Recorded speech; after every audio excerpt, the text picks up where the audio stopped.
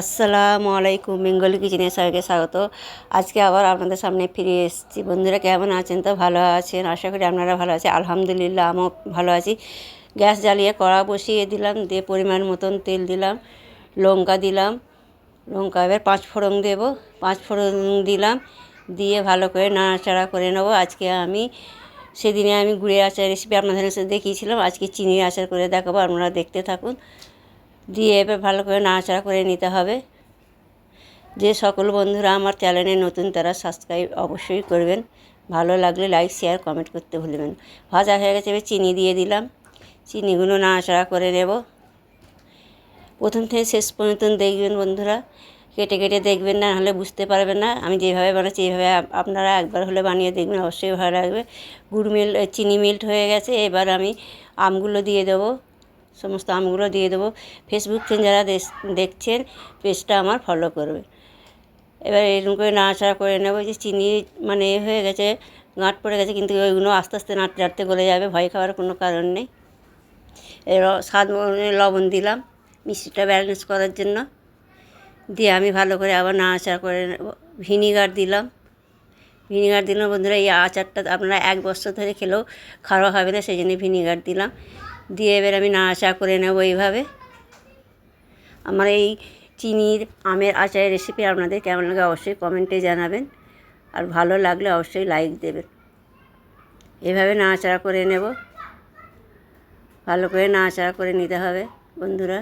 একবার হলে আপনারা ট্রাই করে দেখবেন, অবশ্যই আপনাদের ভালো লাগবে, খেতেও অসাধারণ হয়েছিল। এবার নাড়াচাড়া করে নিয়ে এবার যে ভাজা মশলা আমি করে রেখেছিলাম সেটা লিঙ্ক দেওয়া আছে, আপনারা দেখে নিতে পারেন। সেই ভাজা মশলাটা আবার ওর উপরে ছড়িয়ে দিলাম, দিয়ে আবার ভালো করে নাড়াচাড়া করে নেব। এইভাবে ভালো করে নাড়াচাড়া করে নিতে হবে। এইভাবে আপনারা ট্রাই করবেন, দেখবেন খুব ভালো লাগবে, খেতেও তো অসাধারণ হয়। এইভাবে বানিয়ে আপনারা রেখে দেবেন, 1 বছর ধরে খেতে পারবেন। ভালো করে নাড়াচাড়া করে নেব। এইভাবে নাড়াচাড়া করতে হবে, নাড়াচাড়া করে আচার তৈরি করে নিতে হবে। আমার এবার আচার কমপ্লিট হয়ে গেলে এবার আপনাদের আমি পরিবেশন করে দেখাবো। দেখুন বন্ধুরা, এই যে কতটা সুন্দর হয়েছে। এরকম করে আপনারা কাঁচের জারে রেখে দেবেন, অবশ্যই ভালো লাগবে। ভালো লাগলে অবশ্যই লাইক একটা দেবেন। দিয়ে প্রত্যেক দিনে রোদে দেবেন একবার করে, তো আচার খারাপ হবে না, ভালোই থাকবে। আমি জারে দিয়ে আবার আপনাদের ঘরে প্লেটে আমি বের করে পরিবেশন করে দেখাচ্ছি। দেখুন এই যে কতটা সুন্দর হয়েছে, কত লোভনীয় হয়েছে। দেখুন বন্ধুরা, এই যে দেখছেন তো কতটা সুন্দর এসছে, কতটা লোভনীয় হয়েছে বন্ধুরা, জানেন তো। এই যে দেখুন,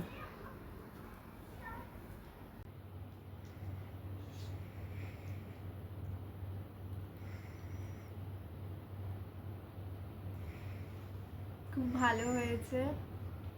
আর এরকম টেস্টি যদি তোমরাও খেতে চাও তো এটাকে সাবস্ক্রাইব করো। আর আন্টির এত ভালো সুন্দরটাকে সাবস্ক্রাইব করবে, লাইক করবে, শেয়ার করবে, যেন আন্টি আরও ভালো ভালো বানাতে পারে আর আমাদেরকে খাওয়াতে পারে। Thank you.